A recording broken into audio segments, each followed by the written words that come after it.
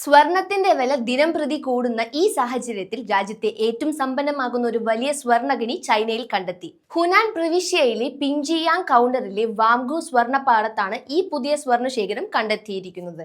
ഏകദേശം 10 ലക്ഷം കിലോഗ്രാം, അതായത് 1000 ടൺ സ്വർണം ഇവിടെ ഉണ്ടെന്നാണ് റിപ്പോർട്ട്. ലോകത്തിലെ തന്നെ ഏറ്റവും വലിയ സ്വർണശേഖരം എന്നാണ് വിദഗ്ധർ ഇതിനെ വിളിക്കുന്നത്. ഭൂമിയിൽ നിന്ന് ഏകദേശം 3000 മീറ്റർ താഴെയാണ് ഈ സ്വർണം കണ്ടെത്തിയിരിക്കുന്നത്. വ്യവസായത്തിന്റെ ആഗോള നേതാവ് എന്നറിയപ്പെടുന്ന ചൈനയുടെ സാമ്പത്തിക വ്യവസ്ഥയ്ക്ക് വലിയ മുന്നേറ്റം നൽകുന്നതാണ് ഈ സ്വർണഖനി. ഇത്രയും സ്വർണം കണ്ടെത്തിയത് ചൈനയുടെ ആഗോള സമ്പത്തിനെ ഗണ്യമായി വർദ്ധിപ്പിക്കുന്നതെന്ന് ശാസ്ത്രജ്ഞർ അഭിപ്രായപ്പെടുന്നു. ആഗോള സ്വർണ വിപണിയെ പോലും മാറ്റിമറിക്കാൻ ഇതിന് സാധിക്കുമെന്നും വിദഗ്ധർ പറയുന്നു. 1 ടൺ പാറയിൽ 138 ഗ്രാം വരെ സ്വർണം പുതിയ ഖനിയിൽ കണ്ടെത്തി. ലോകമെമ്പാടുമുള്ള പല സ്വർണ്ണഖനികളെയും അപേക്ഷിച്ചു നോക്കുമ്പോൾ ഇത് വളരെ ഉയർന്ന അളവാണ്. 2 മുതൽ 8 ഗ്രാം വരെ സ്വർണമാണ് സാധാരണ 1 ടൺ പാറയിൽ കാണപ്പെടുന്നത്. അതിനാൽ ചൈനയിലേത് വിപ്ലവകരമായ കണ്ടെത്തലായാണ് ലോകം കണക്കാക്കുന്നത്. മേഖലയിൽ ധാരാളം തൊഴിലവസരങ്ങൾ ഇതിലൂടെ ഉണ്ടാകുമെന്ന് വിദഗ്ധർ അഭിപ്രായപ്പെടുന്നു.